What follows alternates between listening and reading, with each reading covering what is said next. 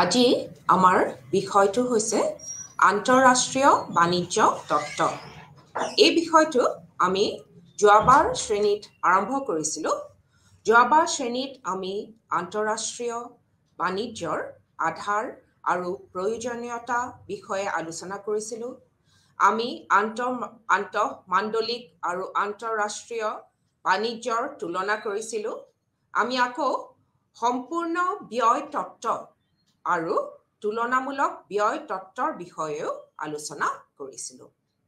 আজি আমি মুক্ত বাণিজ্য আৰু সংৰক্ষিত বাণিজ্যৰ বিষয়ে বুজিব চেষ্টা কৰিম।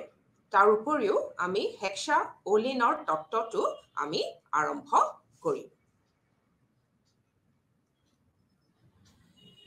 এতিয়া প্ৰথমতে আমি আহোঁ মুক্ত বাণিজ্য আৰু সংৰক্ষিত বাণিজ্যলৈ। এতিয়া আমি জানো যে প্ৰত্যেকখন দেশে নিজৰ উদ্যোগসমূহক বিদেশী প্ৰতিযোগিতাৰ পৰা সুৰক্ষিত কৰিবলগীয়া হয়।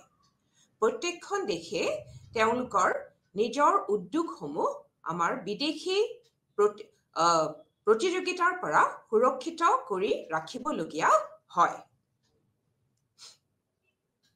এতিয়া সংৰক্ষিত বাণিজ্যৰ কিছুমান পদ্ধতি আছে আৰু এই পদ্ধতিসমূহ এতিয়া আমি আলোচনা কৰিম। সংৰক্ষিত বাণিজ্যৰ পদ্ধতিসমূহ এতিয়া আমি যদি কওঁ যে আমি ধৰি লওঁ যে নিজ নিজ দেশৰ আন্তঃৰাষ্ট্ৰীয় বাণিজ্যিক অৱস্থান বজাই ৰাখিবলৈ চৰকাৰসমূহে বিভিন্ন ধৰণৰ আহিলা ব্যৱহাৰ কৰে।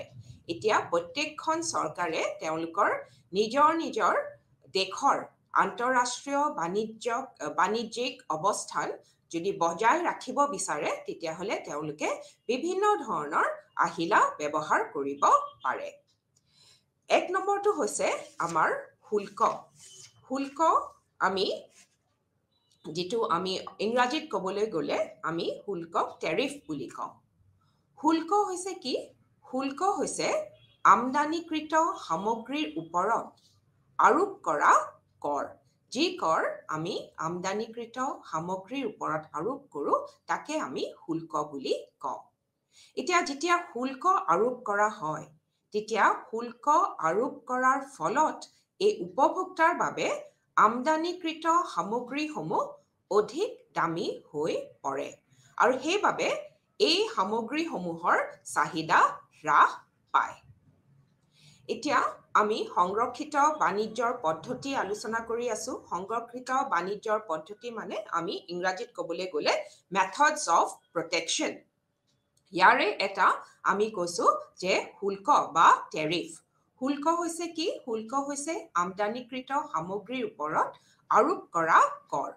শুল্ক আৰোপ কৰাৰ কাৰণে উপভোক্তাৰ বাবে আমদানিকৃত সামগ্ৰীসমূহৰ অধিক দামী হৈ পৰে আৰু সেইবাবে চাহিদাৰ হ্ৰাস হোৱা আমি দেখিবলৈ পাওঁ। দ্বিতীয় মেথডটো হৈছে যে আমদানি সীমিতকৰণ। আমদানি সীমিতকৰণ ইংৰাজীত হৈছে ইম্পৰ্ট কোটাছ। আমদানি সীমিতকৰণ প্ৰক্ৰিয়াৰ দ্বাৰা চৰকাৰে মাজে সময়ে এই বিদেশী সামগ্ৰীৰ বিক্ৰীত বাধা দিব পাৰে। আমদানি সমীকৰণৰ এই প্ৰক্ৰিয়াৰ দ্বাৰা চৰকাৰে কেতিয়াবা এই বিদেশী সামগ্ৰীসমূহৰ বিক্ৰীত আমাৰ বাধা আৰোপ কৰিব পাৰে। এনে কৰিলে কি হয়? এনে কৰিলে এই আমদানি কৰিব পৰা বিদেশী সামগ্ৰীৰ পৰিমাণ সীমাবদ্ধ হয়। এনেদৰে বজাৰখনত বিদেশী কোম্পানীবোৰৰ দখল সীমিত কৰি চৰকাৰে দেশীয় উৎপাদনকাৰীক সহায় কৰিব পাৰে। যেতিয়া আমদানি সীমিতকৰণ কৰা হয় তেতিয়া চৰকাৰে কি কৰিব পাৰে যে বিদেশী সামগ্ৰীৰ বিক্ৰীত বাধা আৰোপ কৰিব পাৰে। এনে কৰিলে আমাৰ আমদানি কৰিব পৰা বিদেশী সামগ্ৰীৰ পৰিমাণ কমি আহে আৰু এনেদৰে আমাৰ বজাৰখনত বিদেশী কোম্পানীবোৰৰ দখল আমি সীমিত হোৱা দেখিবলৈ পাওঁ আৰু তাৰ ফলত চৰকাৰে দেশীয় উৎপাদনকাৰীক সহায় কৰা আমি দেখিবলৈ পাওঁ। ইয়াৰ পাছৰ পদ্ধতিটো হৈছে ইচ্ছাকৃত সীমিতকৰণ, অৰ্থাৎ ইংৰাজীত আমি ভলণ্টাৰী ৰেষ্ট্ৰেইনছ বুলিও ক'ব পাৰোঁ। এতিয়া কেতিয়াবা কি হয়, কেতিয়াবা চৰকাৰে আলোচনা কৰি চুক্তি কৰে যে যাৰ জৰিয়তে একোখন দেশে ইয়াৰ একোটা নিৰ্দিষ্ট সামগ্ৰীৰ উৎপাদন ইচ্ছাকৃতভাৱে সীমিত কৰিবলৈ সন্মত হয়। কেতিয়াবা চৰকাৰে বিভিন্ন আলোচনা বিলোচনাৰ দ্বাৰা তেওঁলোকে কিছুমান চুক্তি কৰে যাৰ জৰিয়তে বা যাৰ ফলত একোখন দেশে ইয়াৰ সেই দেশখনৰ একোটা নিৰ্দিষ্ট সামগ্ৰীৰ উৎপাদন ইচ্ছাকৃতভাৱে সীমিত কৰিবলৈ সন্মতি প্ৰকাশ কৰে। ইয়াৰ পাছৰ আমাৰ পদ্ধতিটো হৈছে ৰাজ সাহায্য, অৰ্থাৎ ইংৰাজীত আমি ছাবচিডিজ বুলি কওঁ। এতিয়া দেশীয় উদ্যোগক সুৰক্ষা দিয়াৰ লক্ষ্যত উপনীত হোৱা আন এক উপায় হৈছে দেশীয় উদ্যোগক অধিক প্ৰতিযোগিতামূলক কৰি গঢ়ি তোলা। এই দেশীয় উদ্যোগসমূহক অধিক প্ৰতিযোগিতামূলক কৰি গঢ়ি তুলিবৰ বাবে চৰকাৰে এই উদ্যোগক এটা ৰাজ সাহায্য দিব পাৰে। চৰকাৰে এনে উদ্যোগসমূহক দিয়া ৰাজ সাহায্য এই কাম কৰিব পাৰে। ৰাজ সাহায্য আমাৰ দুই ধৰণৰ হ'ব পাৰে, এটা হৈছে প্ৰত্যক্ষ আৰু আনটো হৈছে পৰোক্ষ। ৰাজ সাহায্য হ'ব পাৰে প্ৰত্যক্ষ হ'লে আমি কি পাওঁ যে তাৎক্ষণিক ধনাদায় দিয়া হয়, আৰু যদি ৰাজ সাহায্য যদি পৰোক্ষ হয় তেতিয়াহ'লে বিশেষ কৰ ৰেহাই বা উদগনি, কম সুদত ঋণদান বা বেচৰকাৰী ঋণ নিশ্চিত কৰা। এনেধৰণেৰে চৰকাৰে ৰাজ সাহায্য দিব পাৰে, অৰ্থাৎ ছাবচিডিজ দিব পাৰে। ইয়াৰ পাছত আমি আহোঁ মুক্ত বাণিজ্য আৰু সংৰক্ষিত বাণিজ্যৰ বিষয়লৈ। মুক্ত বাণিজ্য আমি ইংৰাজীত ফ্ৰী ট্ৰেড বুলি কওঁ আৰু সংৰক্ষিত বাণিজ্য হৈছে প্ৰটেকশ্যন। মুক্ত বাণিজ্য হৈছে এক মুকলিমূৰীয়া বাণিজ্যিক প্ৰক্ৰিয়া য'ত সীমাবদ্ধতা কম আৰু কম সংখ্যক চৰকাৰ জড়িত থাকে। মুক্ত বাণিজ্য বুলি ক'লে আমি এক মুকলিমূৰীয়া বাণিজ্যিক প্ৰক্ৰিয়াক আমি বুজো। আনহাতেৰে যদি আমি সংৰক্ষিত বাণিজ্যৰ বিষয়ে ক'বলৈ যাওঁ তেতিয়াহ'লে সংৰক্ষিত বাণিজ্য যিসকল প্ৰবক্তাই এই বাণিজ্য তেওঁলোকে প্ৰকাশ কৰিছিলে, সংৰক্ষিত বাণিজ্যৰ প্ৰবক্তাসকলে বিশ্বাস কৰে যে ব্যৱসায় শৃংখলাবদ্ধ কৰিবলৈ হ'লে চৰকাৰে ব্যৱস্থা ল'বই লাগিব। তেওঁলোকে কৈছিলে যে সংৰক্ষিত বাণিজ্যৰ প্ৰবক্তাসকলে তেওঁলোকে কৈছে যে যদি আমি ব্যৱসায় শৃংখলাবদ্ধ যদি আমি কৰিবলৈ বিচাৰোঁ তেতিয়াহ'লে চৰকাৰে ব্যৱস্থা ল'বই লাগিব আৰু নিজ দেশৰ ঘৰুৱা অৰ্থনীতিৰ স্বাৰ্থত উদ্যোগবিলাকক আমি ৰেহাই দিব লাগিব। মুক্ত বাণিজ্য বুলি ক'লে আমি মুকলিমূৰীয়া বাণিজ্যক বুজো আৰু সংৰক্ষিত বাণিজ্য বুলি ক'লে আমি চৰকাৰে বিভিন্ন ধৰণৰ এই ব্যৱস্থা ল'ব লাগিব। এই বাণিজ্যৰ ক্ষেত্ৰত বিভিন্ন ধৰণৰ বা আমি ব্যৱসায় যদি শৃংখলাবদ্ধ কৰিবলৈ বিচাৰোঁ তেতিয়াহ'লে চৰকাৰে বিভিন্ন ব্যৱস্থা ল'ব লাগিব আৰু নিজ দেশৰ ঘৰুৱা অৰ্থনীতিৰ স্বাৰ্থত উদ্যোগবিলাকক ৰেহাই দিব লাগিব। এতিয়া উৎপাদিত সামগ্ৰী অনুসৰি বাণিজ্য ক্ষেত্ৰখনত বিভিন্ন দেশৰ চৰকাৰৰ অংশগ্ৰহণৰ পৰিমাণো বিভিন্ন ধৰণৰ হোৱা আমি দেখিবলৈ পাওঁ। অৱশ্যে আমি ইয়াতে ক'ব পাৰোঁ যে দ্বিতীয় বিশ্বযুদ্ধৰ পৰা আন্তঃৰাষ্ট্ৰীয় বাণিজ্যৰ ক্ষেত্ৰখনত থকা সামগ্ৰিক সীমাবদ্ধতাসমূহ বহু পৰিমাণে আমি হ্ৰাস হোৱা দেখিবলৈ পাইছোঁ আৰু সকলো চৰকাৰে কম বেছি পৰিমাণে নিজ দেশৰ বাণিজ্যৰ সুৰক্ষাৰ ব্যৱস্থা কৰে, যে প্ৰত্যেকখন চৰকাৰে কম বেছি পৰিমাণে তেওঁলোকে নিজৰ দেশৰ বাণিজ্যৰ সুৰক্ষাৰ হকে কাম কৰি আহে। এতিয়া আমি সম্পূৰ্ণ মুক্ত বাণিজ্য যদি থাকে তেতিয়াহ'লে আমি কি দেখো যে সম্ভাৱ্য হোৱাটোতকৈ কম খৰচত অধিক সামগ্ৰী আৰু সেৱা আদায় দিব পৰা যায়। এই সামগ্ৰী আৰু সেৱাসমূহ যি দেশে অধিক দক্ষতাৰে উৎপন্ন কৰে তেনে দেশৰ পৰা ক্ৰয় কৰাৰ স্বাধীনতা উপভোক্তাক মুক্ত বাণিজ্যই দিয়ে আৰু দেশীয় উদ্যোগবিলাকৰ মাজত প্ৰতিযোগিতাৰ সৃষ্টি কৰে মুক্ত বাণিজ্যই আৰু এই প্ৰতিযোগিতাৰ ফলত কৰ্মসংস্থানহীনতাৰ সৃষ্টি হ'ব পাৰে আৰু কম দক্ষ কোম্পানীবিলাকৰ বিকাশ লেহেমীয়া বা শ্ল' হ'ব পাৰে। এতিয়া সম্পূৰ্ণ মুক্ত বাণিজ্যই সম্ভাৱ্য হোৱাটোকৈ কম খৰচত অধিক সামগ্ৰী বা সেৱা আদায় দিব। সামগ্ৰী আৰু সেৱাসমূহ যি দেশে অধিক দক্ষতাৰে উৎপন্ন কৰে তেনে দেশৰ পৰা ক্ৰয় কৰাৰ স্বাধীনতা ভোক্তাসকলক দিব আৰু সম্পূৰ্ণ মুক্ত বাণিজ্যই দেশীয় উদ্যোগবিলাকৰ মাজত প্ৰতিযোগিতাৰ সৃষ্টি কৰে আৰু এই প্ৰতিযোগিতাৰ ফলত কৰ্মসংস্থানহীনতাৰ সৃষ্টি হ'ব পাৰে আৰু কম দক্ষ যিবোৰ কোম্পানী আছে এই কোম্পানীবিলাকৰ বিকাশো আমি লেহেমীয়া হোৱা দেখিবলৈ পাওঁ। এতিয়া সংৰক্ষিত বাণিজ্যৰ সপক্ষে কিছু আমি ইয়াৰ সপক্ষে কিছু যুক্তি দাঙি ধৰা হৈছে আৰু এই সংৰক্ষিত বাণিজ্যৰ সপক্ষে যুক্তিসমূহৰ বিষয়ে এতিয়া আমি এটা এটাকৈ আলোচনা কৰিম। এতিয়া আমি দেখিও যে দেশীয় উদ্যোগৰ সুৰক্ষাৰ স্বাৰ্থত সংৰক্ষিত বাণিজ্যৰ ওকালতি কৰা অৰ্থনীতিবিদসকলে তেওঁলোকে বহুখিনি বা বহুত বেলেগ বেলেগ যুক্তি আগবঢ়াইছে।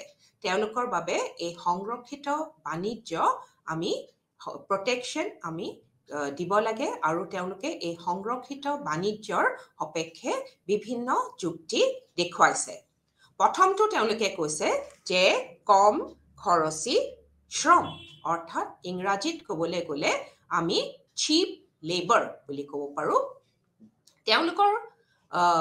তেওঁলোকৰ যদি আমি যুক্তিটো চাওঁ তেওঁলোকে এই ধৰণে কৈছিলে যে উন্নত দেশৰ লগত যদি আমি অনুন্নত দেশবিলাক যদি আমি তুলনা কৰোঁ তেতিয়াহ'লে অৰ্থাৎ আমি উন্নত দেশৰ তুলনাত আমি অনুন্নত দেশবিলাকত স্বাভাৱিকতে শ্ৰমৰ ব্যয় কম হোৱা আমি দেখিবলৈ পাওঁ।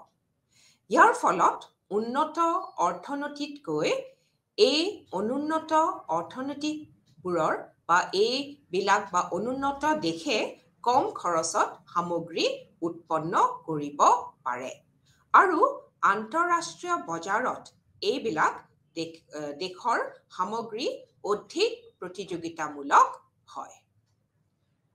দ্বিতীয় যুক্তিটো তেওঁলোকে দিছিলে যে চালুকীয়া উদ্যোগ অৰ্থাৎ আমি ইংৰাজীত ক'বলৈ গ'লে ইনফেণ্ট ইণ্ডাষ্ট্ৰিজ। এতিয়া সংৰক্ষিত বাণিজ্যৰ প্ৰবক্তাসকলে তেওঁলোকে যুক্তি দিছিলে বা যুক্তি দৰ্শাইছে যে চালুকীয়া অথবা নতুন উদ্যোগক বিকাশ লাভ কৰিবলৈ তথা আন্তঃৰাষ্ট্ৰীয়ভাৱে প্ৰতিযোগিতাত অৱতীৰ্ণ হ'ব পৰাকৈ আমি শক্তিশালী কৰিবৰ বাবে এই উদ্যোগসমূহক আমি সুৰক্ষা দিব লাগে। অৰ্থাৎ ইনফেণ্ট ইণ্ডাষ্ট্ৰীসমূহক আমি সুৰক্ষা দিব লাগে। বিশেষকৈ তেওঁলোকে কৈছিলে যে ভৱিষ্যতৰ অৰ্থনৈতিক বিকাশত সহায়ক হিচাপে যিবোৰ আমি উদ্যোগ পাওঁ অৰ্থাৎ কম্পিউটাৰ বা আমাৰ দূৰ সংযোগ এনেধৰণৰ উদ্যোগৰ ক্ষেত্ৰত বিশেষকৈ আমি তেনে নীতি গ্ৰহণ কৰাটো আমাৰ পক্ষে খুবেই প্ৰয়োজনীয়। এই সংৰক্ষণ বা সংৰক্ষিত বাণিজ্যৰ বিষয়ে তেওঁলোকে যিসকলে মত প্ৰকাশ কৰিছিলে বা তেওঁলোকে ইয়াক বিচাৰিছিলে তেওঁলোকে কৈছে যে চালুক্য উদ্যোগ এটা যুক্তি দিছে যে সংৰক্ষিত বাণিজ্যৰ এই প্ৰবক্তাসকলে তেওঁলোকে যুক্তি দৰ্শাইছে যে চালুক্য অথবা নতুন উদ্যোগ বা উদ্যোগক আমি বিকাশ লাভ কৰিবলৈ বা আমাৰ আন্তঃৰাষ্ট্ৰীয়ভাৱে এই উদ্যোগসমূহ প্ৰতিযোগিতাত অৱতীৰ্ণ হ'বৰ কাৰণে আমি এই উদ্যোগসমূহক আমি শক্তিশালী কৰি তুলিব লাগে আৰু এই উদ্যোগসমূহক আমি সুৰক্ষা দিব লাগে। বিশেষকৈ তেওঁলোকে ক'ব বিচাৰিছিলে যে ভৱিষ্যতৰ অৰ্থনৈতিক আমাৰ বিকাশত যিসমূহ উদ্যোগ আমাৰ দৰকাৰ, যেনেকৈ আমাৰ কম্পিউটাৰ উদ্যোগ বা আৰু আমাৰ দূৰসংযোগ আদিৰ ক্ষেত্ৰত আমি তেনে নীতি গ্ৰহণ কৰাটো আমাৰ পক্ষে খুবেই দৰকাৰী। তাৰ পিছত যুক্তিটো তেওঁলোকে দিছে যে ৰাষ্ট্ৰীয় নিৰাপত্তাৰ প্ৰশ্ন, অৰ্থাৎ আমি নেশ্যনেল ছিকিউৰিটি কনচাৰ্নছ ইয়াৰ বাবেও আমি সংৰক্ষিত বাণিজ্য ল'ব লাগে, অৰ্থাৎ ৰাষ্ট্ৰীয় নিৰাপত্তাৰ প্ৰতি গুৰুত্বপূৰ্ণ যিকোনো উদ্যোগ আমি সুৰক্ষিত কৰি ৰাখিব লাগে। তেতিয়াহে ৰাজনৈতিক বা সামৰিক সংকটৰ সময়ত দেশে বাহিৰা সৰবৰাহকাৰীৰ ওপৰত নিৰ্ভৰশীল হ'ব নালাগে।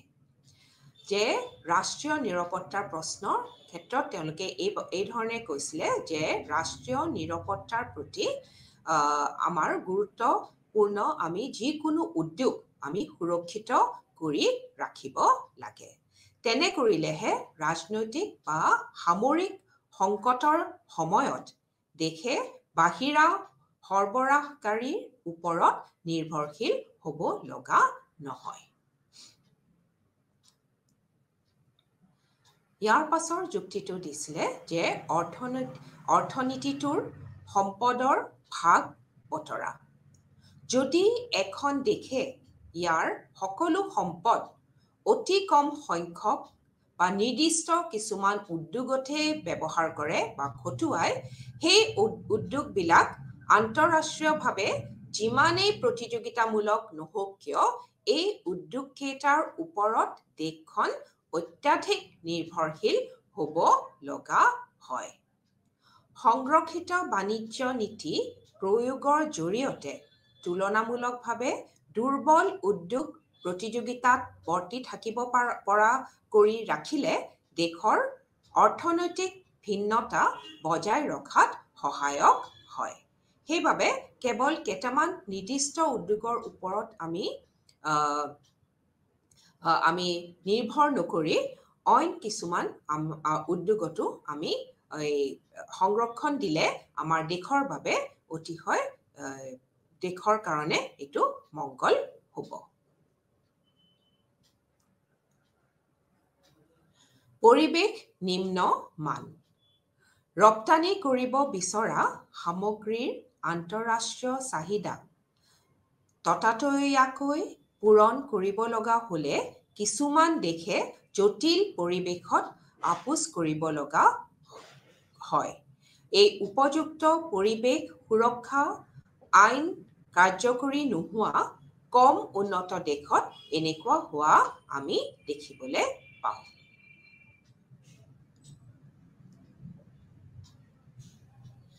ইয়াৰ পিছত আমি আহোঁ মুক্ত বাণিজ্যলৈ। এতিয়া মুক্ত বাণিজ্য বা মুক্ত বাণিজ্যৰ প্ৰবক্তাসকলেও তেওঁলোকৰ মুক্ত বাণিজ্যৰ সপক্ষে কিছুমান যুক্তি দাঙি ধৰিছিলে। এই যুক্তিসমূহ এতিয়া আকৌ আমি এটা এটাকৈ আলোচনা কৰিম। এতিয়া মুক্ত বাণিজ্যৰ প্ৰবক্তাসকলে যুক্তি দৰ্শাইছে যে মুক্ত বাণিজ্যৰ জৰিয়তে উপভোক্তাসকল লাভান্বিত হয়। তেওঁলোকৰ এই মুক্ত বাণিজ্যৰ সপক্ষে যিসকল প্ৰবক্তা বা যিসকলে ওকালতি কৰিছে তেওঁলোকে কৈছে যে মুক্ত বাণিজ্য যদি থাকে তেতিয়াহ'লে উপভোক্তাসকলৰ লাভ হয়। এইসকল নিজৰ তত্ত্বৰ সপক্ষে বহু যুক্তি দাঙি ধৰিছে।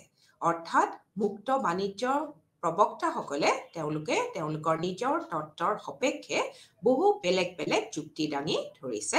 প্ৰথমটো তেওঁলোকে কৈছে যে মুক্ত বাণিজ্য পৰিণতিত বিদেশী প্ৰতিযোগিতা শক্তিসমূহৰ আগমন ঘটে আৰু দেশীয় কোম্পানীবিলাকে দ্ৰব্য মূল্য কমাই ৰাখিব লগা হয়। তেওঁলোকে কৈছে যে যেতিয়া মুক্ত বাণিজ্য হয় তেতিয়াহ'লে মুক্ত বাণিজ্য যেতিয়া ঘটে তেতিয়াহ'লে বিদেশী প্ৰতিযোগিতা শক্তিসমূহৰ আগমন হয় আৰু এই বিদেশী প্ৰতিযোগী শক্তিসমূহৰ আগমন হোৱাৰ বাবে দেশীয় কোম্পানীবিলাকে তেওঁলোকৰ দ্ৰব্য মূল্য কমাই ৰাখিব লগাত পৰে। দ্বিতীয়তে তেওঁলোকে কৈছিলে যে মুক্ত বজাৰত উপভোক্তাই পচন্দ কৰিব পৰাকৈ বিভিন্ন ধৰণৰ সামগ্ৰী আৰু সেৱাৰ সমাগম ঘটে। এতিয়া যেতিয়া বজাৰখন মুক্ত হয় বা ফ্ৰী ট্ৰেড হয় তেতিয়াহ'লে তেওঁলোকে কৈছিলে যে মুক্ত বজাৰত উপভোক্তাই পচন্দ কৰিব পৰাকৈ বিভিন্ন ধৰণৰ বেলেগ বেলেগ ধৰণৰ সামগ্ৰী আৰু সেৱাৰ সমাগম ঘটে। তৃতীয়টো যুক্তি তেওঁলোকে এই ধৰণে দৰ্শাইছে যে দেশীয় কোম্পানীবিলাকে প্ৰতিযোগিতাত বৰ্তি থাকিবলৈ প্ৰকল্প উৎপাদন কৌশল আৰু প্ৰযুক্তিৰ আধুনিকীকৰণ কৰি থাকিব লগা হয়। সেইবাবে দেশীয় কোম্পানীসমূহে তেওঁলোকৰ নিজৰ কৌশল বৃদ্ধি কৰিব লাগে, প্ৰযুক্তিৰ আধুনিকীকৰণ কৰিব লগাত পৰে আৰু সেইবাবে দেশীয় কোম্পানীসমূহেও বহুখিনি অগ্ৰগতি লাভ কৰিব।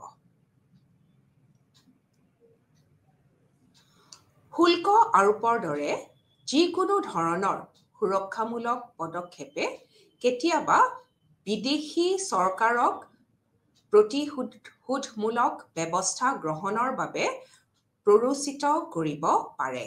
তেনেকুৱা হ'লে সেইবিলাকে দেশত ঘৰুৱা সামগ্ৰীৰ বিক্ৰীত বাধা আৰোপ কৰিব পাৰে।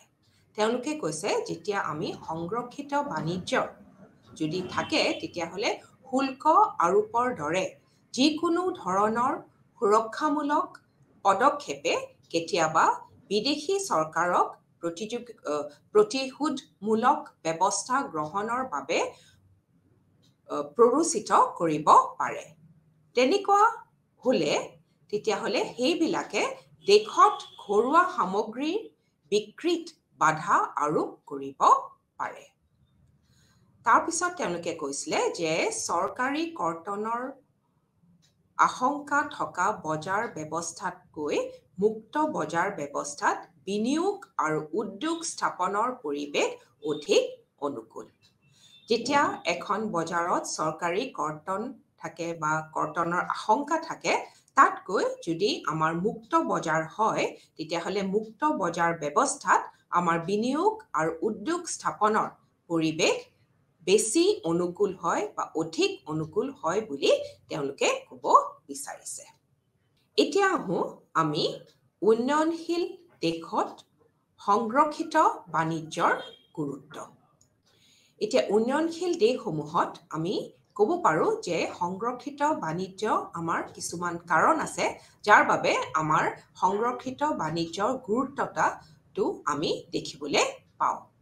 উন্নয়নশীল দেশত বাণিজ্যৰ সংৰক্ষণৰ বাবে বহুবোৰ যুক্তি আগবঢ়োৱা হৈছে আৰু এই যুক্তিসমূহো আমি এতিয়া এটা এটাকৈ আলোচনা কৰিম। প্ৰথমটো কৈছিলে যে মূলধন গঠন। উন্নয়নশীল দেশত জমাৰ স্তৰ বৰ নিম্ন। আমি আটাই জানো যে উন্নয়নশীল দেশত বা অনুন্নত দেশত আমাৰ জমাৰ পৰিমাণ বা জমাৰ স্তৰ অতিশয় নিম্ন হৈ থাকে। সেইবাবে আমাৰ মূলধন গঠনৰ পৰিমাণো আমাৰ কম হোৱা দেখিবলৈ পাওঁ। এনেবোৰ দেশত বিলাসী দ্ৰব্যৰ ওপৰত আৰোপ কৰা আমদানি শুল্কৰ দ্বাৰা দেশৰ পৰা সীমিত সম্পদৰ বহিৰ্গমন ৰোধ কৰিব পৰা যায়। এনেবোৰ ব্যৱস্থাই জমাৰ পৰিমাণ বঢ়ায়, ফলস্বৰূপে মূলধন গঠনতো সহায়ক হয়। দ্বিতীয়তে বিদেশী বিনিয়োগ সংৰক্ষণে মূলধন গঠনৰ এক আহিলা হিচাপেও কাম কৰিব পাৰে। আয় আহৰণ সংৰক্ষণ ব্যৱস্থা যেনে আমি আমদানিৰ ওপৰত নতুবা ৰপ্তানিৰ ওপৰত যদি শুল্ক বা টেৰিফ লগাই দিয়া হয়, তেতিয়া আমি আমদানি আৰু ৰপ্তানি শুল্কইও আমাৰ এই দেশৰ আয় আহৰণত সহায় কৰিব পাৰে। এতিয়া উন্নয়নশীল দেশৰ আয় আহৰণ উৎস আমি জানো যে এই উন্নয়নশীল দেশৰ আয়ৰ আহৰণৰ উৎস আমাৰ খুবেই সীমিত। আৰু সেইবাবে আমি আমদানি আৰু ৰপ্তানি যি শুল্ক আমাৰ যদি শুল্ক থাকে বা টেৰিফ যদি লগোৱা হয়, তেতিয়াহ'লে এই শুল্কইও আমাৰ দেশৰ আয় আহৰণত সহায় কৰিব পাৰে। আকৌ বিলাসী সামগ্ৰীত উচ্চ হাৰত শুল্ক প্ৰয়োগ কৰিও আমি অধিক মাত্ৰাত আয় আহৰণ কৰিব পৰা যায়।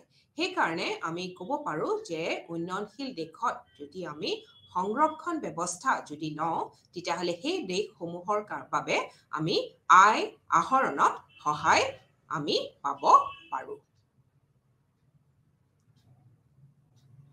শিশু উদ্যোগ ভিত্তিত মতবাদো কিছুমান দিয়া হৈছে, যে কোৱা হৈছে যে শিশু উদ্যোগ অৰ্থাৎ ইনফেণ্ট ইণ্ডাষ্ট্ৰী, শিশু উদ্যোগ ভিত্তিক মতবাদৰ মতে যেতিয়ালৈ উন্নয়নশীল দেশৰ শিশু উদ্যোগবোৰ তেওঁলোকৰ প্ৰাপ্তবয়স্ক অৱস্থা নেপায়, তেতিয়ালৈকে বিদেশী প্ৰতিযোগিতাৰ পৰা আমি সংৰক্ষণ দিব লাগে। এই মতবাদটো এটা ধাৰণাৰ ওপৰত প্ৰতিষ্ঠিত যে উন্নয়নশীল দেশত কিছুমান দেশীয় উদ্যোগ ফলপ্ৰসূভাৱে গঢ়ি তুলিব পাৰি যদিহে সেই উদ্যোগক আমি বিদেশী প্ৰতিযোগিতাৰ পৰা আমি সংৰক্ষণ দিব পাৰোঁ। সাধাৰণতে এই শিশুৰ পৰা প্ৰাপ্তবয়স্ক অৱস্থাৰ মাজৰ এই সময়খিনিয়ে আমি কৃষি স্তৰৰ পৰা উদ্যোগ স্তৰলৈ অৰ্থনৈতিক ৰূপান্তৰক আমি বুজাওঁ।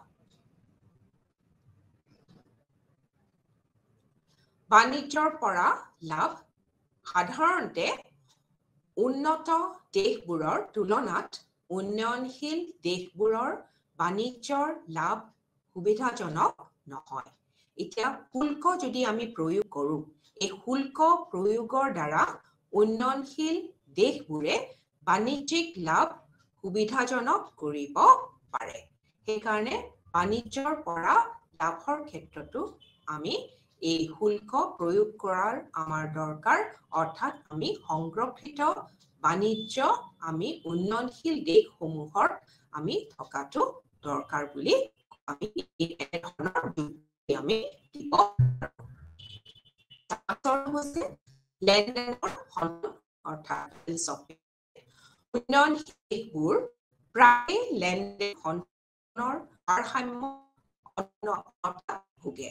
সাধাৰণতে উন্নয়নশীল দেশবোৰৰ আমদানি মূল্য সাধাৰণতে আমি ৰপ্তানি মূল্যতকৈ বেছি হয়। সাধাৰণতে পাওঁ যে উন্নয়নশীল দেশৰ আমদানি মূল্য ৰপ্তানি মূল্যতকৈ বেছি আমি দেখিবলৈ পাওঁ। আৰু এইবাবে সাংঘাতিক লেনদেনৰ সন্তুলন ভাৰসাম্যহীনতা হোৱা আমি দেখিবলৈ পাওঁ। সুৰক্ষা ব্যৱস্থা যেনে আমি শুল্কই বস্তুৰ আমদানি কম আৰু এই উন্নয়নশীল দেশবোৰক তেওঁলোকৰ বাণিজ্যিক সন্তুলন ভাৰসাম্যহীনতা সঠিক কৰাত বহু আমাৰ পৰিমাণে সহায় কৰা আমি দেখিবলৈ পাওঁ। সেইবাবে লেনদেনৰ সন্তুলনৰ যিটো আমাৰ এই ভাৰসাম্যহীনতা, এইটো আমাৰ ঠিক কৰাত বা সঠিক কৰাত আমাৰ এনেবোৰ বা বহু পৰিমাণে আমাৰ এই যদি আমি সংৰক্ষণ ব্যৱস্থা যদি আমি লওঁ, অৰ্থাৎ শুল্ক আদি যদি আমি ব্যৱস্থা লওঁ, তেতিয়াহ'লে আমাৰ বহু ক্ষেত্ৰতে আমি উন্নয়নশীল দেশসমূহৰ লেনদেন সন্তুলনৰ ভাৰসাম্যহীনতা আমি সঠিক কৰাত সহায় হোৱা বুলি দেখিবলৈ পোৱা যায়। পৰিকল্পিত অৰ্থনৈতিক উন্নয়ন। বেছিভাগ উন্নয়নশীল দেশে আমি জানো যে বেছিভাগ উন্নয়নশীল দেশে পৰিকল্পিত অৰ্থনৈতিক উন্নয়নৰ পথ অনুসৰণ কৰা আমি দেখিবলৈ পাওঁ। সেইবাবে এনেধৰণৰ অৰ্থনীতিয়ে উপলব্ধ সম্পদবোৰ পৰিকল্পিতভাৱে ব্যৱহাৰ হোৱাটো বিচাৰে। এতিয়া উন্নয়নশীল দেশৰ বৈদেশিক মুদ্ৰাৰ ভঁৰাল বহুত সীমিত। আমি আটাই জানো যে উন্নয়নশীল দেশৰ বৈদেশিক মুদ্ৰাৰ ভঁৰাল বহুত সীমিত আৰু সেইবাবে ইয়াক আমি যুক্তিযুক্তভাৱে পৰিকল্পনা অনুযায়ী খৰচ কৰিব লাগে। এই দেশীয় উদ্যোগবোৰৰ তাগিদা পূৰণৰ বাবে উন্নয়নশীল দেশবোৰে গধুৰ যন্ত্ৰপাতি নতুবা কেঁচা সামগ্ৰীও আমদানি কৰিব লগা হয় আৰু ইয়াৰ বাবে বুজন পৰিমাণৰ বৈদেশিক মুদ্ৰা ভঁৰালৰ দৰকাৰ হয়।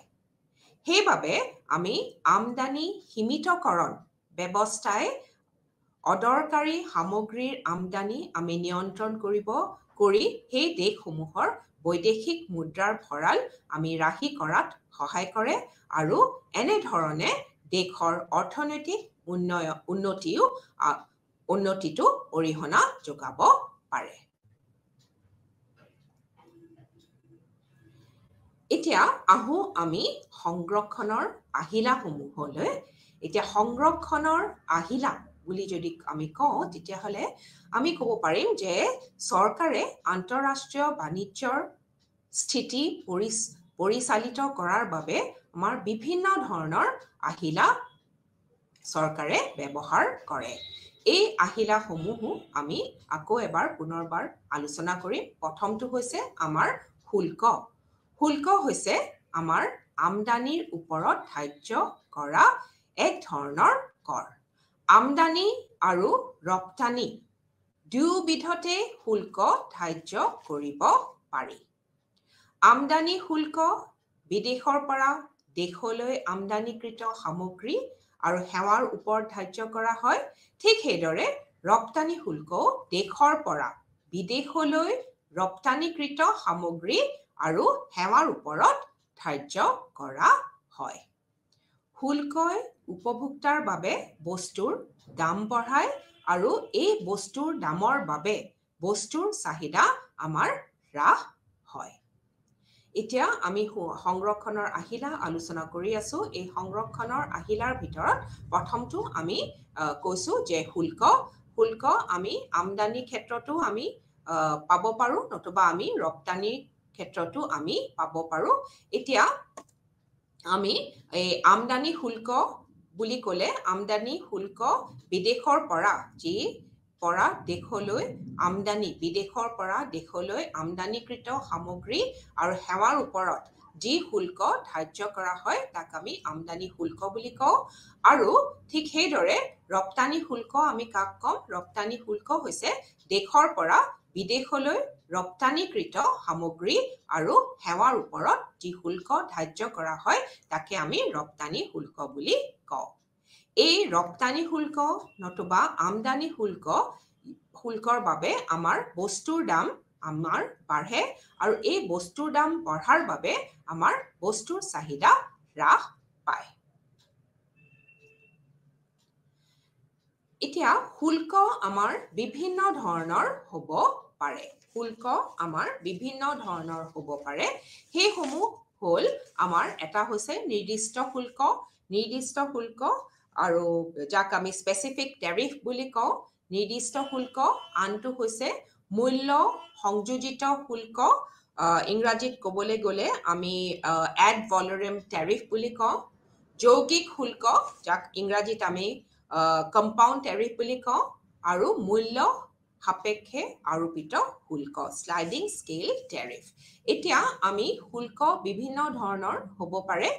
সেইসমূহ হৈছে আমাৰ 1 নম্বৰ নিৰ্দিষ্ট শুল্ক, 2 নম্বৰ মূল্য সংযোজিত শুল্ক, 3 নম্বৰ যৌগিক শুল্ক আৰু 4 নম্বৰ মূল্য সাপেক্ষে আৰোপিত শুল্ক এটা নিৰ্দিষ্ট শুল্কসমূহ আমি আমদানি আৰু ৰপ্তানিকৃত সামগ্ৰীৰ ওজন বা জোখ অনুযায়ী প্ৰতি একক হিচাপে ধাৰ্য কৰা হয় সাধাৰণতে আমি পাওঁ যে এনেবিধ শুল্ক অৰ্থাৎ নিৰ্দিষ্ট শুল্ক সাধাৰণতে ঘেঁহু চাউল সাৰ চিমেণ্ট চেনি কাপোৰ আদি সামগ্ৰীৰ ক্ষেত্ৰত আমি ধাৰ্য কৰা দেখিবলৈ পাওঁ অৱশ্যে অলংকাৰ ঘড়ী হীৰা আদিৰ দৰে আমাৰ সামগ্ৰীৰ ওপৰত এই শুল্ক ধাৰ্য কৰা নহয়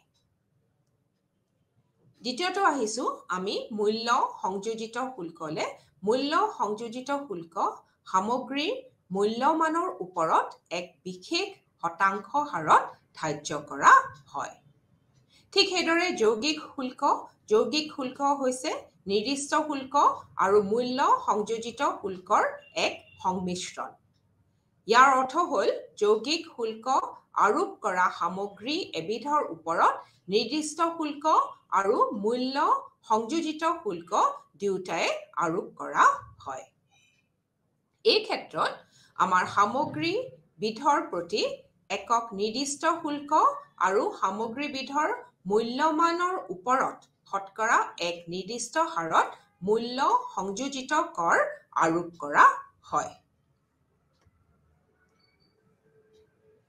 মূল্য সাপেক্ষে আমি আৰোপিত কৰ আমি আমদানিকৃত সামগ্ৰীৰ মূল্যৰ ওপৰত নিৰ্ভৰ কৰি বেলেগ বেলেগ হ'ব পাৰে অৰ্থাৎ এনে ক্ষেত্ৰত সামগ্ৰীবিধৰ ওপৰত আৰোপিত কৰ নিৰ্দিষ্ট শুল্ক বা মূল্য সংযোজিত শুল্ক যিকোনো হ'ব পাৰে ইয়াৰ পাছত আহো আমি আমদানি কোটালে চৰকাৰে কেতিয়াবা আমদানি কোটা ধাৰ্য কৰি আমদানিকৃত সামগ্ৰীৰ পৰিমাণ সীমিত কৰিবলৈ বিচাৰিব পাৰে সামগ্ৰীৰ মূল্যমান আৰু পৰিমাণ দুয়োটাৰ ক্ষেত্ৰত এনে ধৰণৰ বাধা নিষেধ আৰোপ কৰা হ'ব পাৰে এই ব্যৱস্থাৰ ফলত কি হয় এই ব্যৱস্থাৰ ফলত দেশীয় বজাৰখনৰ এক নিৰ্দিষ্ট অংশ বিদেশী প্ৰতিষ্ঠানে দখল কৰিব পাৰে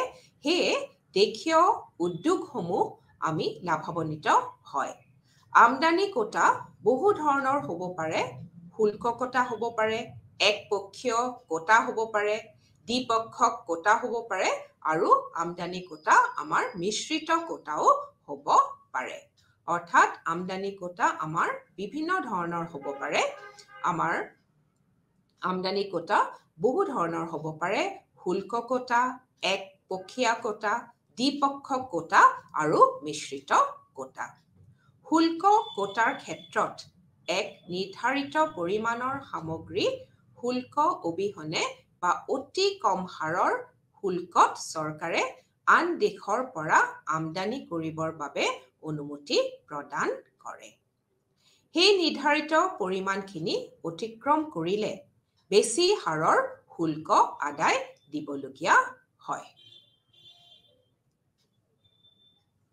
একপক্ষীয় কোটা বুলি ক'লে আমি কি বুজো একপক্ষীয় কোটাৰ ক্ষেত্ৰত এক বিশেষ সময়ৰ বাবে আমদানি কৰিব পৰা পৰিমাণখিনি বান্ধি দিয়া হয় এনে কোটা নিৰ্ধাৰণ কৰোঁতে বিদেশী ৰাষ্ট্ৰৰ সৈতে কোনো ধৰণৰ আগতীয়াকৈ আলোচনা কৰা নহয় দ্বিপক্ষিক কোটাৰ ক্ষেত্ৰত আমি কি পাওঁ দ্বিপক্ষিক কোটাৰ ক্ষেত্ৰত এক বিশেষ সময়ৰ বাবে আমদানি কৰিব পৰা পৰিমাণখিনি বান্ধি দিয়া হয় অৱশ্যে এই ক্ষেত্ৰত সংশ্লিষ্ট বিদেশী ৰাষ্ট্ৰৰ সৈতে আগতীয়াকৈ আলোচনা কৰা নহয় মিশ্ৰিত কোটাৰ ক্ষেত্ৰত আমদানি কোটা আৰোপ কৰা দেশখনৰ ঘৰুৱা উদ্যোগসমূহেও বিদেশৰ পৰা আমদানি কৰা কেঁচা সামগ্ৰীৰ সৈতে ঘৰুৱাভাৱে উপলব্ধ কেঁচা সামগ্ৰীও এক নিৰ্দিষ্ট পৰিমাণত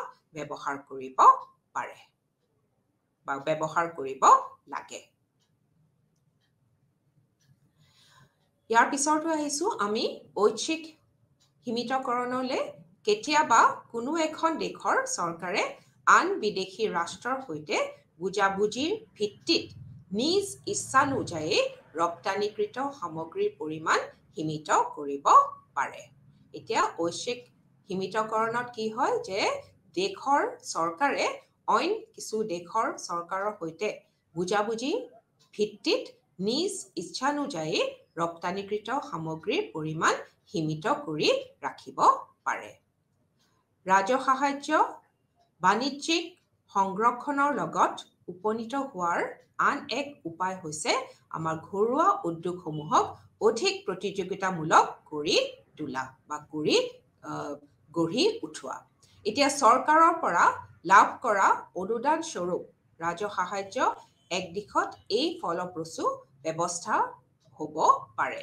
ৰাজহ সাহায্য আমি আগতেই কৈছো যে দুই ধৰণৰ হ'ব পাৰে, এটা হৈছে প্ৰত্যক্ষ আৰু আনটো হৈছে পৰোক্ষ।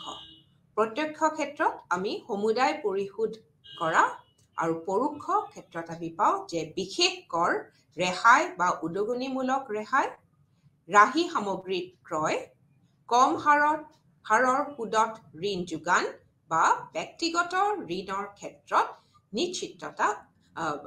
নিশ্চয়তা প্ৰদান। বাণিজ্য নিষেধ কেতিয়াবা বিশেষ ৰাজনৈতিক পৰিস্থিতি যেনে ধৰি লওঁ আমি যুদ্ধ বা বিদ্ৰোহ বা ৰাজনৈতিক অস্থিৰতা আদিৰ সময়ত চৰকাৰে নিৰ্দিষ্ট দেশৰ পৰা আমদানি নিষেধ ঘোষণা কৰিব পাৰে। আকৌ ঘৰুৱা উদ্যোগসমূহক নিৰাপত্তা দিয়াৰ স্বাৰ্থতো আমাৰ বিশেষ সামগ্ৰীৰ ৰপ্তানিও নিষিদ্ধ কৰিব পাৰে। এতিয়া আমি বাণিজ্য নিষিদ্ধ যদি কওঁ তেতিয়াহ'লে আমি কি পাওঁ যে কেতিয়াবা বিশেষ ৰাজনৈতিক পৰিস্থিতি যেনে ধৰি লওঁ আমি বিদ্ৰোহৰ ক্ষেত্ৰত বা যুদ্ধৰ ক্ষেত্ৰত কি হ'ব পাৰে বা ৰাজনৈতিক আমাৰ অস্থিৰতাৰ আদিৰ ক্ষেত্ৰত বা আদিৰ সময়ত চৰকাৰে কি কৰিব পাৰে, চৰকাৰে নিৰ্দিষ্ট দেশৰ পৰা আমদানি নিষিদ্ধ ঘোষণা কৰিব পাৰে। আকৌ কেতিয়াবা কি হ'ব পাৰে যে ঘৰুৱা উদ্যোগসমূহক যদি আমি নিৰাপত্তা দিবলগীয়া হয় বা চৰকাৰে যদি নিৰাপত্তা দিবলগীয়া হয়, এই নিৰাপত্তা দিয়াৰ স্বাৰ্থতো আমাৰ বিশেষ কেতিয়াবা কিছুমান সামগ্ৰীৰ ৰপ্তানি নিষিদ্ধ কৰিব পাৰে।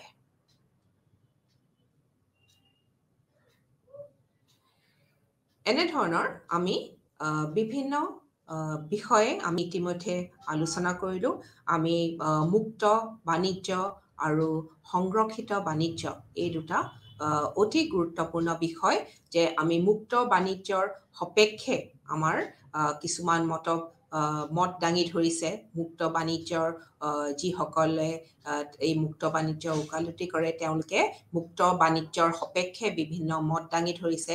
ঠিক সেইদৰে আমি সংৰক্ষিত বাণিজ্যৰ ক্ষেত্ৰতো আমি বিভিন্ন মত আগবঢ়োৱা আমি আলোচনা কৰিলোঁ, বিভিন্ন মতসমূহ আমি আলোচনা কৰিলোঁ। আৰু আমি উন্নয়নশীল দেশৰ ক্ষেত্ৰত যদি যে সংৰক্ষণৰ কিহৰ বাবে আমাৰ দৰকাৰ তাৰ বিষয়েও আমাৰ বিভিন্ন যুক্তি দাঙি ধৰা হৈছে। এই যুক্তিসমূহো আমি ইতিমধ্যে আলোচনা কৰি আহিলোঁ। এতিয়া আমি আহোঁ অইন এটা আন্তঃৰাষ্ট্ৰীয় বাণিজ্যৰ তত্ত্বলৈ, যিটো আমাৰ হেক্সা-অ'লিনৰ তত্ত্ব বুলি কোৱা হয়। হেক্সা-অ'লিনে তেওঁলোকে এই তত্ত্ব দাঙি ধৰিছিলে আৰু এই তত্ত্বটোক আমি তেওঁলোক দুগৰাকীৰ নামৰ দ্বাৰাই এই তত্ত্বটো আমাৰ নামাকৰণ কৰা হৈছে। ইয়াক আমি হেক্সা-অ'লিনৰ তত্ত্ব বুলি কওঁ। এতিয়া দুখন দেশৰ মাজৰ বাণিজ্যৰ যুক্তিযুক্তা বিচাৰি চোৱাটো আন্তঃৰাষ্ট্ৰীয় অৰ্থবিজ্ঞানৰ এটা মৌলিক বিষয়। আমি ক'ব পাৰোঁ যে আন্তঃৰাষ্ট্ৰীয় অৰ্থবিজ্ঞানৰ এক মৌলিক বিষয় বুলি আমি এইটো ধৰিব পাৰোঁ যে কোনটো, যে দুখন দেশৰ মাজৰ বাণিজ্যৰ যুক্তিযুক্তা বিচাৰি চোৱাটো আন্তঃৰাষ্ট্ৰীয় অৰ্থবিজ্ঞানৰ এটা মৌলিক বিষয়। আন্তঃৰাষ্ট্ৰীয় বাণিজ্য সম্পৰ্কে আমি বৰ্তমানলৈ আগবঢ়োৱা বেছিভাগ তত্ত্বৰে ৰিকাৰ্ডোৰ তত্ত্বটিৰ সৈতে এক যোগসূত্ৰ আছে। হেক্সাঅলিনৰ তত্ত্বটিও একে দৃষ্টিভংগীৰে চাব পাৰোঁ। আমি একে দৃষ্টিভংগীৰে হেক্সাঅলিনৰ তত্ত্বটো আমি চাব পাৰোঁ। হেক্সাঅলিনৰ তত্ত্বটিয়ে তুলনামূলক ব্যয় সুবিধা ধাৰণাটি এখন দেশৰ সম্পদৰ প্ৰাচুৰ্যতাৰ ক্ষেত্ৰখিনিলৈ সম্প্ৰসাৰিত কৰিছে। নব্য সংস্থাপিক ধ্যান ধাৰণাৰ সাধাৰণ গাঁথনিটো ব্যৱহাৰ কৰি তেওঁলোকে দেখুৱাইছে কিয় এখন দেশে কোনো এবিধ সামগ্ৰী ৰপ্তানি কৰে আৰু কিয় আন এবিধ সামগ্ৰী আমদানি কৰে। হেক্সাঅলিনৰ তত্ত্বটোক আমি আন্তঃৰাষ্ট্ৰীয় বাণিজ্যৰ সংস্থাপিক তত্ত্ব হিচাপে গণ্য কৰা হয় আৰু তত্ত্বটিয়ে বহুকেইটা গুৰুত্বপূৰ্ণ ধাৰণা বা ধ্যান ধাৰণা এই তত্ত্বটিয়ে আগবঢ়োৱা আমি দেখিবলৈ পাওঁ। তাৰ ভিতৰত আমি উল্লেখ কৰিব পাৰোঁ যে বাণিজ্যত অংশগ্ৰহণকাৰী দেশসমূহৰ মাজত উপাদানৰ দৰ সমান হোৱা ধাৰণাটি। এই হেক্সাঅলিনৰ এই তত্ত্বটিয়ে বহুকেইটা গুৰুত্বপূৰ্ণ ধ্যান ধাৰণা আগবঢ়াইছে আৰু তাৰ ভিতৰত এটা আমি উল্লেখ কৰিব পাৰোঁ ইয়াত যে তেওঁলোকে কৈছিলে যে বাণিজ্যত অংশগ্ৰহণকাৰী দেশসমূহৰ মাজত উপাদানৰ দৰ সমান হ'ব লাগে। হেক্সাঅলিনৰ আন্তঃৰাষ্ট্ৰীয় বাণিজ্য তত্ত্বটো আমি নব্য সংস্থাপিক, যাক হেক্সাঅলিনৰ তত্ত্ব হিচাপেও আমি ক'ব পাৰোঁ। ছুইডিছ অৰ্থনীতিবিদ এলি হেক্সাৰে তেওঁৰ 1919 চনত প্ৰকাশিত তেখেতৰ এক নিবন্ধক এটা প্ৰকাশিত নিবন্ধত তেওঁ এই তত্ত্বটি তেখেতে 1919 চনত আগবঢ়াইছিলে আৰু এই তত্ত্বগত ধাৰণাটো বাৰ্টিল অলিনেও তেওঁৰ 1933 চনত তেওঁৰ প্ৰকাশিত শীৰ্ষক গৱেষণা অৰ্থাৎ যিটো আমি international trade and inter regional trade শীৰ্ষক গৱেষণা পত্ৰত তেওঁ এই যিটো আমাৰ হেক্সাৰৰ যিটো আমাৰ এই তত্ত্বটো তেওঁ কিছু সম্প্ৰসাৰণ কৰিছিলে আৰু কিছু উন্নত কৰি তেওঁ অলিনে তেখেতৰ 1933 চনত তেখেতৰ প্ৰকাশিত international trade and inter regional trade শীৰ্ষক এখন গৱেষণা পত্ৰত তেওঁ এইটো প্ৰকাশ কৰিছিলে। ৰিকাৰ্ডোৰ এই তুলনামূলক ব্যয় অনুসৰি আন্তঃৰাষ্ট্ৰীয় বাণিজ্য ভিত্তি হ'ল তুলনামূলক ব্যয় সুযোগ। কিন্তু ৰিকাৰ্ডোৱে এই ব্যাখ্যা কৰাত ব্যৰ্থ হৈছিলে যে দেশসমূহৰ এই সুযোগৰ উৎস কি। ৰিকাৰ্ডোৰ তুলনামূলক ব্যয় তত্ত্বত তেওঁ কৈছিলে যে আন্তঃৰাষ্ট্ৰীয় বাণিজ্য ভিত্তি হৈছে আমাৰ তুলনামূলক ব্যয় সুযোগ। কিন্তু ৰিকাৰ্ডোৱে এই ব্যাখ্যা কৰাত তেওঁ ব্যৰ্থ হৈছিলে যে দেশসমূহৰ এই সুযোগৰ উৎস কি। আন্তঃৰাষ্ট্ৰীয় বাণিজ্যৰ হেক্সাঅলিনৰ তত্ত্বটোৱে উপাদান প্ৰাচুৰ্যতা আৰু উপাদানৰ প্ৰাবল্যতাৰ ধাৰণাৰে এই তুলনামূলক সুযোগৰ ভিত্তিৰ বিষয়ে ব্যাখ্যা আগবঢ়াইছিলে। গতিকে আন্তঃৰাষ্ট্ৰীয় বাণিজ্যৰ এই তত্ত্বটিৰ ধাৰণা আৰু ইয়াৰ ধাৰণাগত বিষয় দুটা যথাক্ৰমে উপাদানৰ প্ৰাচুৰ্যতা আৰু উপাদানৰ প্ৰাবল্যতাৰ বিষয়ে জনোৱাটো অতিশয় গুৰুত্বপূৰ্ণ। আন্তঃৰাষ্ট্ৰীয় বাণিজ্যৰ এই তত্ত্ব অনুসৰি পৃথিৱীৰ বেলেগ বেলেগ দেশৰ মাজত উপাদানৰ প্ৰাচুৰ্যতাৰ তাৰতম্য আছে। এই তত্ত্বটোৱে কৈছিলে যে আমাৰ পৃথিৱীৰ বিভিন্ন দেশৰ মাজত উপাদানৰ প্ৰাচুৰ্যতাৰ তাৰতম্য আছে। উদাহৰণস্বৰূপে আমি ক'ব পাৰোঁ যে কিছুমান দেশত তুলনামূলকভাৱে শ্ৰমিকৰ অধিক যোগান আছে, আনহাতে আমি ক'ব পাৰোঁ যে অইন কিছুমান দেশত মূলধনৰ যোগান আমি অধিক বুলি ক'ব পাৰোঁ। অৰ্থাৎ উপাদানৰ প্ৰাচুৰ্যতাৰ তাৰতম্যৰ বাবে উপাদানৰ দামৰ তাৰতম্য ঘটে। গতিকে উপাদানৰ দৰৰ তাৰতম্য থকাৰ বাবে আমি সামগ্ৰীৰ ব্যয়ৰ তাৰতম্য পাওঁ। এইটো কথাৰ ওপৰত ভিত্তি কৰি এই তত্ত্বই এই ব্যাখ্যা দিছে যে তুলনামূলক ব্যয়ৰ পাৰ্থক্যৰ প্ৰাথমিক কাৰণ হ'ল উপাদানৰ প্ৰাচুৰ্যতাৰ তাৰতম্য। ফলস্বৰূপে উপাদানৰ প্ৰাচুৰ্যতাৰ ভিন্নতা আৰু তাৰ বাবে এইবোৰৰ দৰৰ তাৰতম্যতাৰ বাবে আন্তঃৰাষ্ট্ৰীয় বাণিজ্য সম্পন্ন হয়। এই কথাৰ ওপৰত ভিত্তি কৰি এই তত্ত্বটোৱে আৰু কয় যে এখন দেশে সেইবিধ সামগ্ৰী ৰপ্তানিৰ বাবে উৎপাদন কৰিব যি বিধত তুলনামূলকভাৱে উপলব্ধ উপাদানবোৰ আমাৰ ব্যৱহৃত হয়। সেইদৰে এখন দেশে সেইবিধ সামগ্ৰী আমদানি কৰিব যিটো উৎপাদনত ব্যৱহৃত হোৱা উপাদানৰ যোগান সেই দেশখনত তুলনামূলকভাৱে দুষ্প্ৰাপ্য বা কম। হেক্সাউলিনে কৈছিলে যে তেওঁৰ এই তত্ত্বটো এই কথাৰ ওপৰত ভিত্তি হৈছে যে এখন দেশে সেইবোৰ সামগ্ৰী ৰপ্তানিৰ বাবে উৎপাদন কৰিব যি বিধত তুলনামূলকভাৱে উপলব্ধ উপাদান তেওঁলোকে বেছি আৰু সেইবোৰ ঠিক সেইদৰে এখন দেশে সেইবিধ সামগ্ৰী আমদানি কৰিব যিটো উৎপাদনত ব্যৱহৃত হোৱা উপাদানৰ যোগান তুলনামূলকভাৱে দুষ্প্ৰাপ্য বা কম।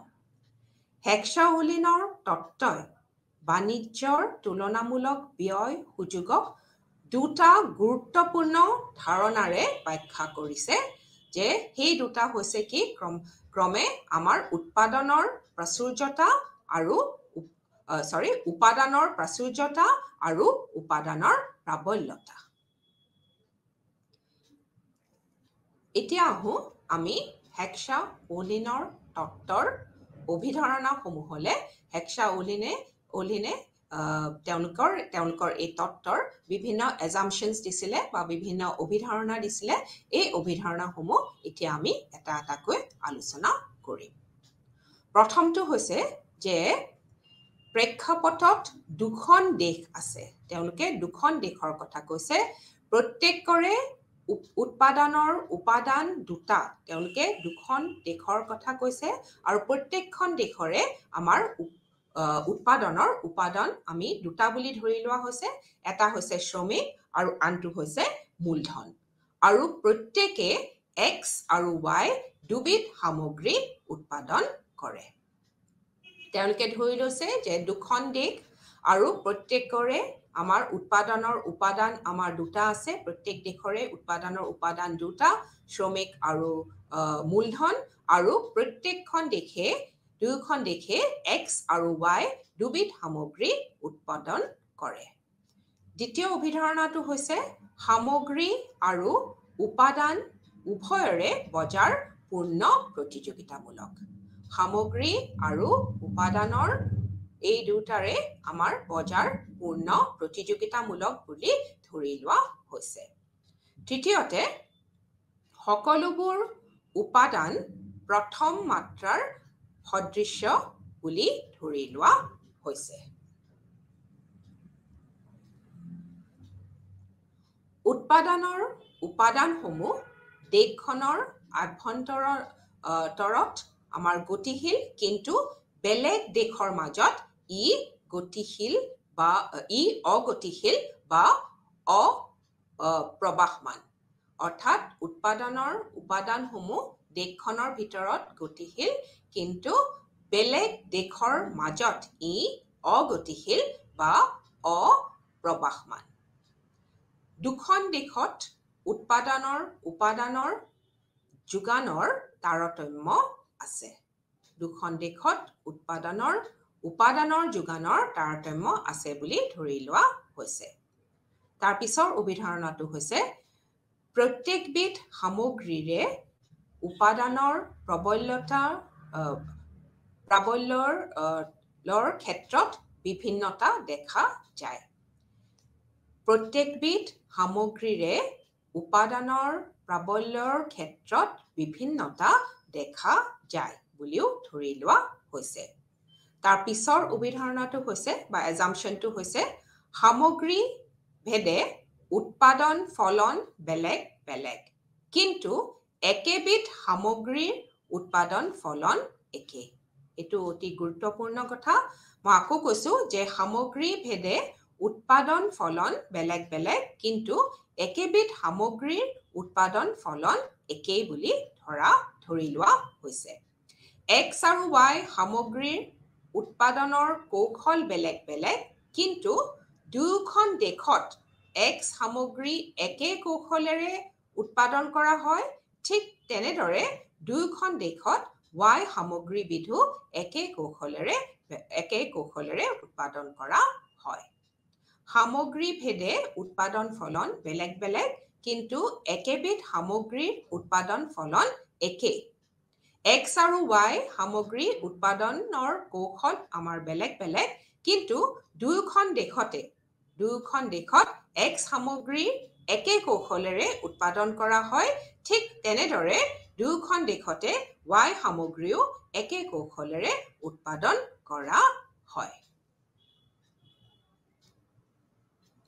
তাৰ পিছত উদাহৰণটো হৈছে যে উভয় দেশতে উৎপাদনৰ পূৰ্ণ নিয়োগ হয় উভয় দেশতে উৎপাদনৰ পূৰ্ণ নিয়োগ হয় তাৰ পিছৰটো হৈছে মুক্ত বাণিজ্য অৰ্থাৎ কোনো ধৰণৰ শুল্ক বা অশুল্ক জাতীয় বাণিজ্যৰ বাধা নাথাকে তেওঁলোকে ধৰি লৈছিলে যে মুক্ত বাণিজ্য হয় অৰ্থাৎ কোনো ধৰণৰ শুল্ক বা অশুল্ক জাতীয় বাণিজ্যৰ বাধা নাথাকে তাৰ পিছৰ উদাহৰণটো হৈছে কোনো ধৰণৰ পৰিবহন ব্যয় নাথাকে কোনো ধৰণৰ পৰিবহন ব্যয় নাথাকে আৰু দুখন দেশত উপভোক্তাৰ অগ্ৰাধিকাৰ একে শেষৰ উদাহৰণটো হৈছে যে দুখন দেশত উপভোক্তাৰ অগ্ৰাধিকাৰ একে মই এই উদাহৰণসমূহ আকৌ এবাৰ পুনৰবাৰ কৈ দিছো যে হেক্সাঅলিনৰ তত্ত্বৰ উদাহৰণসমূহ প্ৰথমটো হৈছে প্ৰেক্ষাপটত দুখন দেশ আছে প্ৰত্যেকৰে উৎপাদনৰ উপাদান আমাৰ দুটা শ্ৰমিক আৰু মূলধন আৰু প্ৰত্যেকে x আৰু y দুবিধ সামগ্ৰী উৎপাদন কৰে দ্বিতীয়টো হৈছে সামগ্ৰী আৰু উপাদান উভয়ৰে বজাৰ পূৰ্ণ প্ৰতিযোগিতামূলক 3 নম্বৰটো সকলোবোৰ উপাদান প্ৰথম মাত্ৰাৰ সদৃশ্য তাৰ পাছৰটো হৈছে উপাদানসমূহ দেশখনৰ ভিতৰত আমাৰ গতিশীল কিন্তু বেলেগ দেশৰ ভিতৰত বা বেলেগ দেশৰ মাজত ই অগতিশীল তাৰ পাছৰটো হৈছে দুখন দেশত উপাদানৰ যোগানৰ তাৰতম্য আছে তাৰ পাছৰটো প্ৰত্যেকবিধ সামগ্ৰীৰে উপাদানৰ প্ৰাবল্যৰ ক্ষেত্ৰত ভিন্নতা দেখা যায় সামগ্ৰী ভেদে উৎপাদন ফলন বেলেগ বেলেগ কিন্তু একেবিধ সামগ্ৰীৰ উৎপাদন ফলন আমি একেই বুলি ধৰি লোৱা হৈছে যেনে ধৰণে আমি ক'ব পাৰো যে x আৰু y সামগ্ৰীৰ উৎপাদন কৌশল আমাৰ বেলেগ বেলেগ কিন্তু দুখন দেশতে x সামগ্ৰীৰ উৎপাদন কৌশল আমাৰ একে আৰু ঠিক সেইদৰে y সামগ্ৰীৰো উৎপাদন কৌশল আমাৰ একে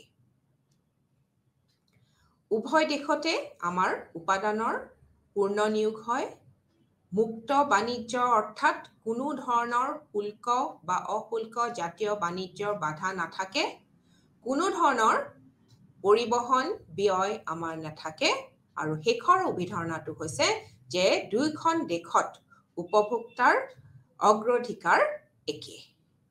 থেংক ইউ, নমস্কাৰ।